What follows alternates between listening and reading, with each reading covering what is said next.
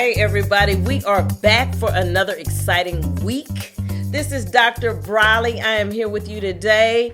I want to tell y'all thank y'all so much for being YouTube followers and fans and family to us because we really appreciate it. And hey, hold on. Much love.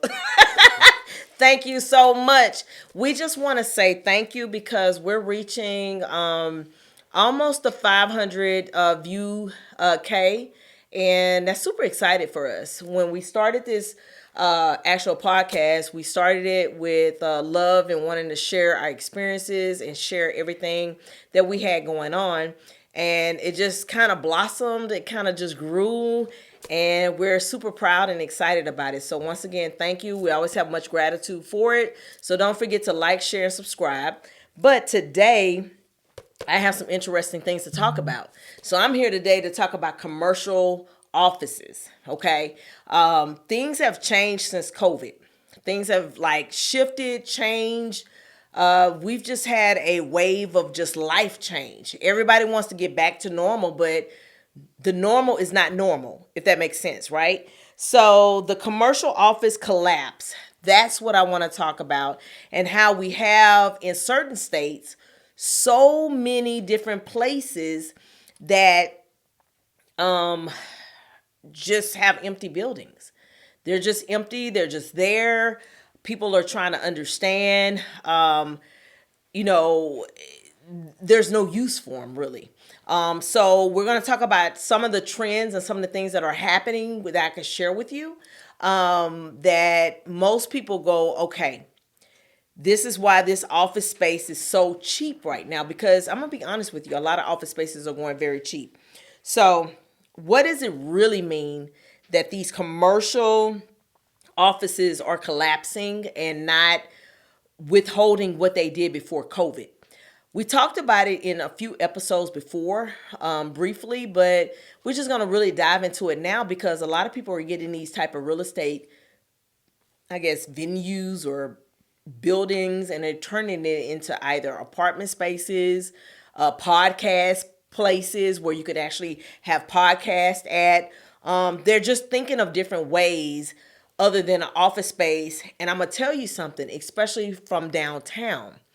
Downtown has become more, and this is in a lot of cities. This is not just, of course, y'all know I'm from Texas. I'm a Texas girl. Roots are Texas and Louisiana. But what you see is a lot of downtown spaces are not what they used to be. A lot of them have closed, especially after COVID. And so let's dive into it. Let's talk about it. Let's embrace it. And let's see if there's any opportunities out there for the listeners, the viewers. Is there any opportunities for you to dive in and get some commercial properties? Keep your eyes and ears open. Keep your ears open to things out there, because in the real estate world, they're talking about this a lot. So empty buildings. You say, okay, empty buildings. They go right after COVID, they went empty. And people were like, okay, they started saving money because one, they don't have to do the insurance. They don't have people in the building that they have to insure. And it just made sense not to keep a building. If I have a person working at home, they're giving us more productivity. They're working more because they're eating lunch while they're working at home. So it just makes more sense. Now, in the real estate world, some of those everybody knows downtown costs a lot more than a little bit farther from downtown. We all know that. So what is rising to high vacancies? What's rising to high vacancies pretty much from the stats that I've been receiving in the real estate world and in property management world, because of course we were managing and watching over properties such as these properties. But when they go dormant, you just kind of watch after them with landscaping and other stuff, but you're not necessarily watching over them as you did the full service. You have more of a la carte, to the service of industry of property management. You're just kind of servicing the outside, the exterior. You might providing a security guard here and there for the facility. It just kind of depends on which facility. But with the remote work shift, with COVID happening, things change, and people and companies kind of said, we can save money. We can actually do things that, with the money that we were spending on these high end places for people to go to, we could actually do more with our money. And that's what they've been doing. And it's been a trend. And so I'm going to share with you because I took a lot of notes. San Francisco is a high place that is one of the sites.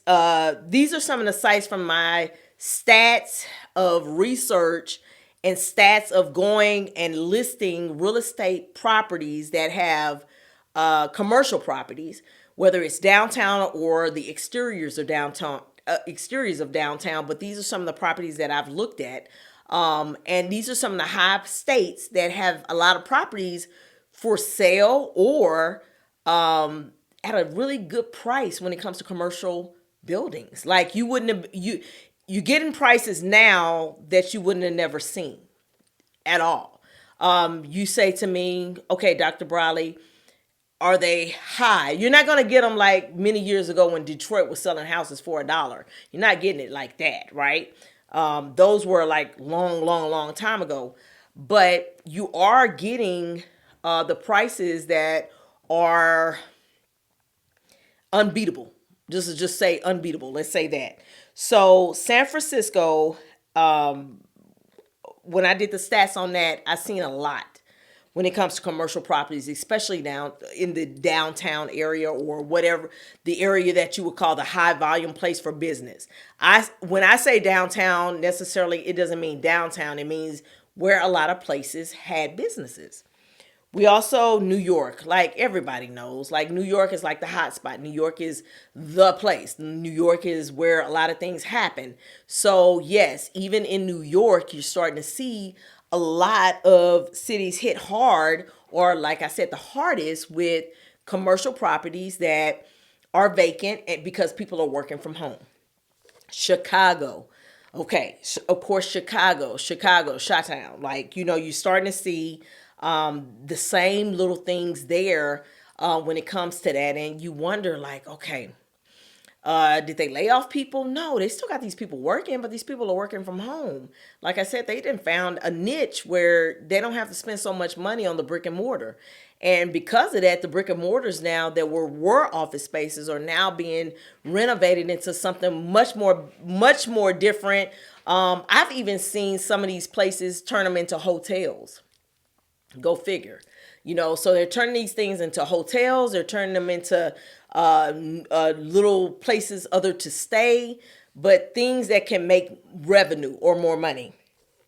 And Louisiana. Let's go to a little bit of my roots, Louisiana. So San Francisco, New York, Chicago, and Louisiana. And people say, Louisiana, yeah, a lot of people don't have to go into the office still in many states. So it's not a surprise. It's reality. Companies are finding out they can save more money. Companies are finding out that, hey, it makes more sense. And why have these actual employees here? Because, let's be real. Sometimes you don't even want to be with your coworker that you sitting here smiling and being a chameleon in the office. They're getting more production from you from the house. Productivity, that's what I'm talking about. So the companies aren't returning. So what does that look like for property management right now? Okay. So for us, we're still managing them, but we're managing them in a different way because that's why we partner up with real estate companies or realtors so we can be able to be the first dibs on helping them sell while we're property managing their facility. It's a win-win. The realtor gets what they need and we're still property managing it until it sells. Even after it sells as a property manager, we're still in the loop because what we do is we'll talk to the new owner and let them know that all our cars that we do and other stuff that we do in property management. So, I don't know which avenue as a viewer you're thinking about. You could be thinking about, I want to be in the property management sector. You could think about, hey, I want to be in the real estate side. Go get your real estate license to start selling these commercial properties. Or you could be like, you know what? I'm just in it. I want to know more. So that's why I'm sharing this information today. Savings. Right now, you're getting the best savings on commercial properties in those places that I'm talking about. That's only because of the statistical stats that I'm providing to you, which is San Francisco, New York, Chicago, and Louisiana. Those right now are the high industries or the high states that are not high in price, but have a lot of commercial properties for purchase. A lot. And if you go, you'll start seeing a lot of people buying, especially in Louisiana. The buildings are empty, honey, out there. Now, let's also remember, and not no shade or anything. I'm being real with everything I say to you on YouTube and all of our followers here, is that we have to also remember that Louisiana is a little bit below sea level too. So when you start purchasing properties, you need to know what you're doing. You need to scout out the area. And I say that for anything. Scout out the area for San Francisco, Chicago, New York. Scout out the area, but you need to know before you buy. You know, don't be spending your whole life savings talking about Dr. Briley told you to do it. You need to scout out, do your homework, and know what's going on in the area before you purchase. Giving shocking examples. So let me give you some examples of some things that I have seen in the market. What I have seen in the market is that there have been properties that sit up for right now. I'm thinking, I can't even remember when COVID started because it's almost like a blur. And we just went into COVID and then we went out of COVID and then we said, let's get things back to normal, and things never got back to normal. And then we went into something else. So it just, it's almost like a blur, right? But some examples of commercial properties is that these properties went empty, went on sale, stayed on sale for a long period of time because people ain't really investing in brick and mortar. And another thing that they're doing, just a little tidbit for you, is they're turning them into workspaces, because a lot of people right now are interested in personal workspaces where you just pay a monthly service fee. You get a small little office. You get the look that you need to bring a few clients in, and then you're out. Like especially a lot of the newer entrepreneurs that starting their business that don't have a brick and mortar or that need something outside of their home. That's what they're doing. So, I mean, it's a win-win. It just things have changed and evolved.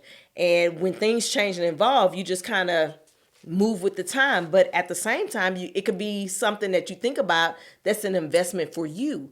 And if that's the case, then jump on it, do it, make it happen. Now, I want to say that I've seen a lot of these buildings turn into apartments. I've flown around different states, state to state. I have a lot of clients in multiple states. Lots of clients all over the place, right? I even have international clients now, which is a blessing. However, even going to the different states and even going international, I see that now they're turning these commercial properties into apartments. I'm like, okay, this used to be a building that had a JP Morgan Chase, or this used to be a building that had a PNC Bank. This used to be a building that had XYZ. So they just moved whatever into a smaller branch or a smaller standalone and then turned the whole building into an apartment complex. I've been seeing that a lot. Mixed units or mixed use, where half of it is maybe apartment complex and the other half is like a shopping strip on multiple floors. I've been seeing that a lot. I'm like, oh my goodness. I've been taking pictures of it, analyzing it and studying it and putting it into in our property management company. We have a tool that was created by us. It's an analyzation tool that actually analyzes the trends, the patterns, the rhythmic algorithms of real estate. And it's been point on accurate to a big degree. So we've been feeding it information and putting it in there and getting out good results, getting out results like, okay, this area is good for commercial, this area is good for residential, this area is good for, so it's been giving us good feedback from state to state and also international. So I'll do a podcast on that as well and start to share that information, because people are starting to make decisions to be in America and also make decisions to live out of the country. So with that, that's good information to have out there as a tool as of now for you. So I'll do another podcast with that. What I wish I knew at the start. Trusting BlueScorpion Property Preservation Management Group with our commercial landscaping was the best decision ever. BlueScorpion Property Preservation Management Group has been transforming commercial spaces into green paradises. Our clients can't stop raving about us. Just listen to what they have to say. First client review. Our property has never looked this good. 5 stars all the way. Second client review. Professional, reliable, and simply the best in the business. 5-star service. From lush green lawns to vibrant floral displays, we've got it all covered. Our dedicated team ensures your property not only looks great but stands out. Third client review. Their attention to detail is incredible. Our landscaping has never been in better hands. 5 stars.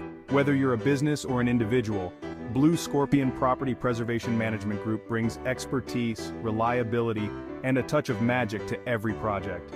Ready to transform your property? Join the 5-Star Club! Because at BlueScorpion Property Preservation Management Group, we believe every property deserves to shine. BlueScorpion Property Preservation Management Group, where properties thrive. And give you information on that. Now, how this affects everyday people. How this is affecting people is jobs, because when you think about it, the janitorial service and other things, they don't have to necessarily go in the office and change trash bags or change vacuum or do the things that they used to do when people were attending office spaces, because they don't have to do that anymore.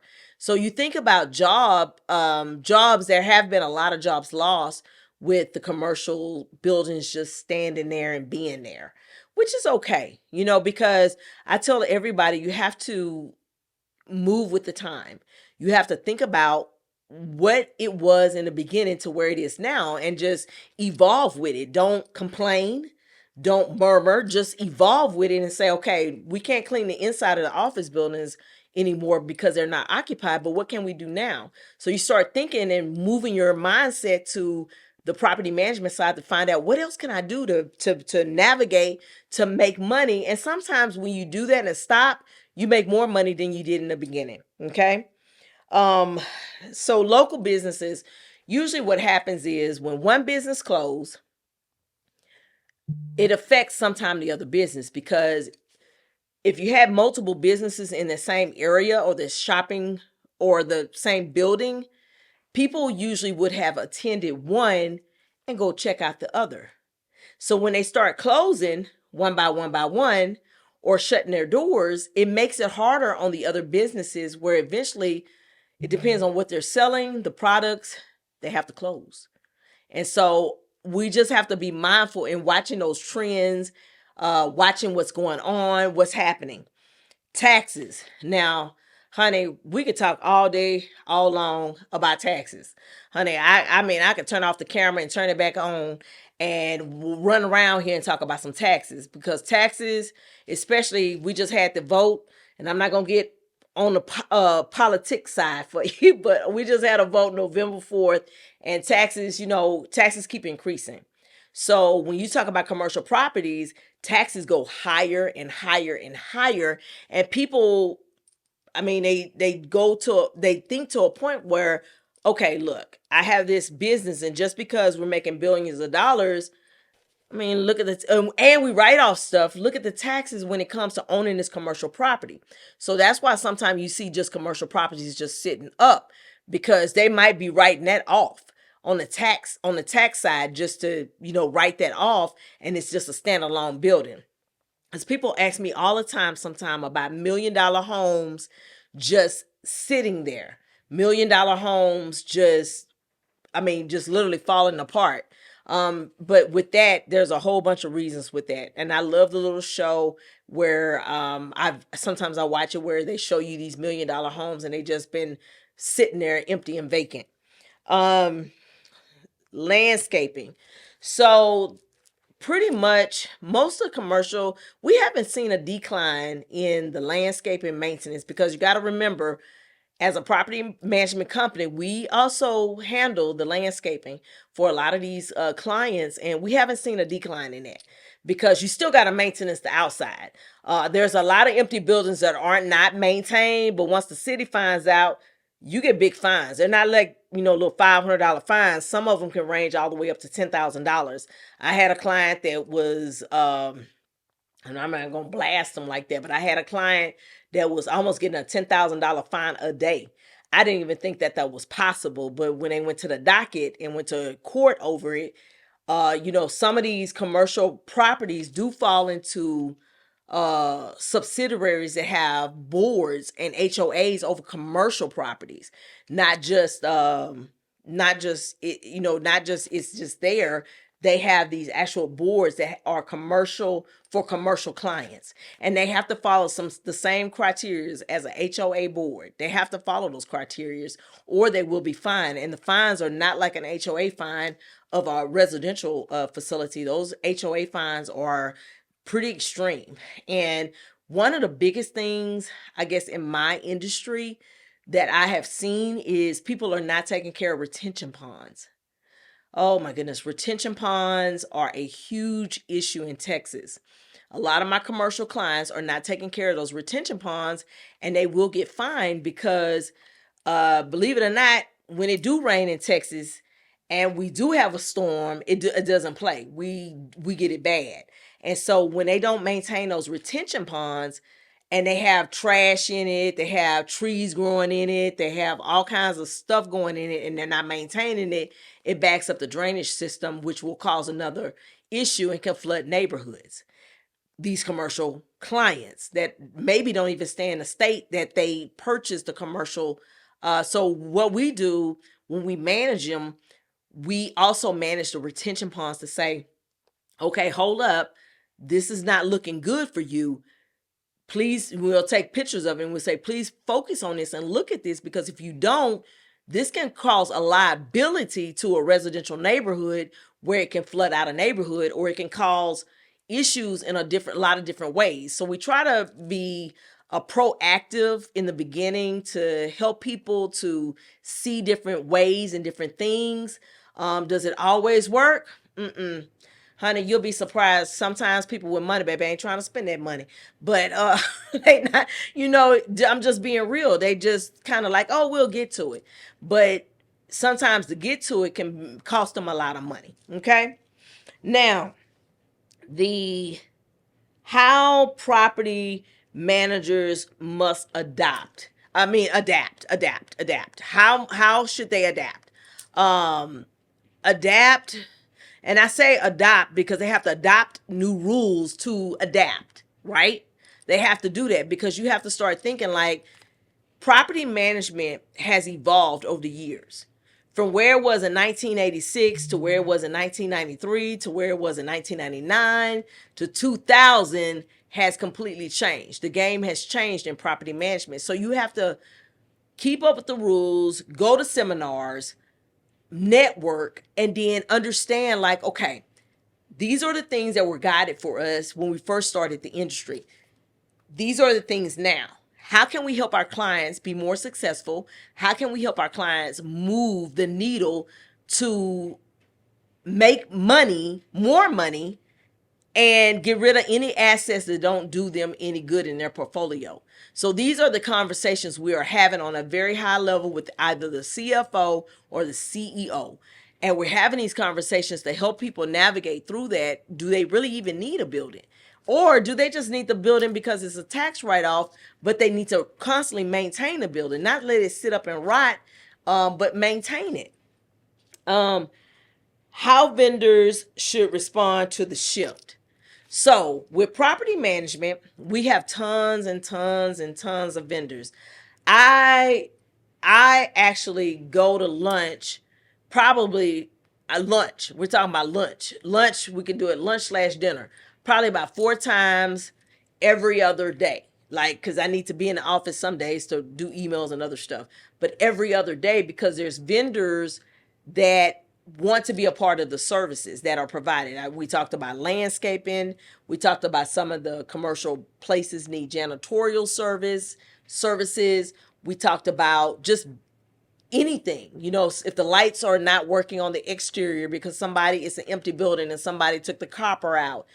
All of these are vendors that need to work with the property management group in order to make sure that building is in operations the right way. Lights are still lit in the parking lot, because if you don't properly manage these correctly or have the vendors that you need to properly manage this, what happens is you have a building that's a nuisance. And if you get a building that's a nuisance, now everybody's looking at you're managing this property. Why does it look this way?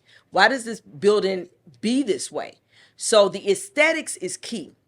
Outside aesthetics, exterior, interior, the interior good, the exterior and good, aesthetics of the outside, where there is landscaping, mulching, keeping it looking good and good and just high level look will deter people from coming and breaking windows and all that other stuff property managers hate. Like, I don't like to get a call of some window has been busted out, because now you're going to have hoodlums in there and all kinds of stuff. Y'all know what I'm talking about. Y'all know what I'm talking about. Now, the inside of the commercial is really talking to the CEO and just giving them a heads up of what I suggest talking to the CEO once a month.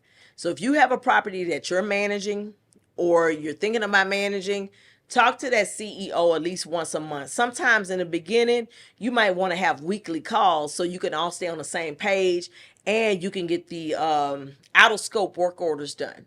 I call them everybody in this industry call them out of scope work orders, which are work orders that are out of scope of the basic necessities of what you're doing for them in real estate, watching their property. So if you see something that's out of scope, then that's when you say something, because those will be your out of scope work orders. Okay.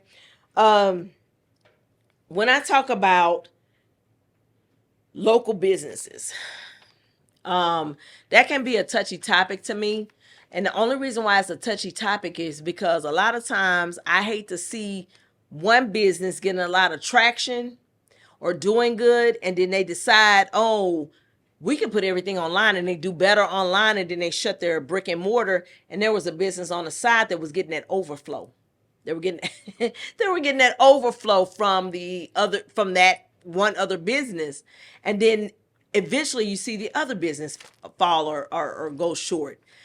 If you are the actual commercial client, I'm doing a shout out right now. Give us a call. Give us a call, because I want to be able to be your one-stop shop. Because we have been collecting data and stats to be sustainable or to help the market in real estate when it comes to property management be sustainable, because there's a lot of things happening right now that is making the market. I mean, the market's already all over the place. The interest rates are not, where we will want them to be. Some of the newer homes have been still on the market for some time. So the market is kind of all over the place and it's kind of doing its own thing, but there's hope and light at the end of the tunnel. There's hope and light. So we would like to be your first stop shop place and hear what you got to tell us, and then help you with the stats. If you ever have questions about property management, I mean, we're here to service and we're here to help with all of those things. And as always, I said that I'm going to do a little blurb at the end to let everybody know that how we operate and what we're doing in the future of 2026, because we're in the fourth quarter of 2025, but we're going to be moving on to 2026, and we usually do it a couple of weeks before it even happens. But if you have questions or you have concerns, or you say, hey, have you thought about this? Can you give us some stats on this? Hey, hit it in the comments section. I'll be me or Austin or any of the hosts that we've had on here, be more than happy to answer those questions and get them right back to you and say, okay, this is what it is. You know, if you got some true legitimate questions out there, I'm gonna say that first. Then we'll hit you back and tell you some stuff of what it is. But at this moment, those are the San Francisco, the New York, the Chicago, the Louisiana. Those are some of the heavy high hitters with commercial properties. Especially Louisiana. You can find some good deals in the Louisiana market right now for commercial. You can find some good stuff. So if you're, you know, a business person, or you're not, if you're in the state of Texas and you want to hit that Louisiana market, I say look at it, find out what's going on, because it's there. It's completely there. So as always, I'm always here to help. I love my podcast family. I love to talk to you and see what's going on. I love the comments. Keep them coming. Keep them ugly comments to yourself. You know, let's go back to what your mama tell you. If you can't say nothing nice, don't say it at all. But but we're gonna keep them comments coming in, and I appreciate y'all. As always, you know, I always end with a, you know, y'all stay healthy, wealthy, and wise. And that's what I'm going to end with today. And if you have anything else that you want to know, let me know. Send me a message. We have our email address on there as well. Send us a message. But this was a topic somebody wanted to know, and we brought it to you. So y'all stay healthy, wealthy, and wise. And I'll do the same. And I love y'all. And keep sharing our posts. Bye.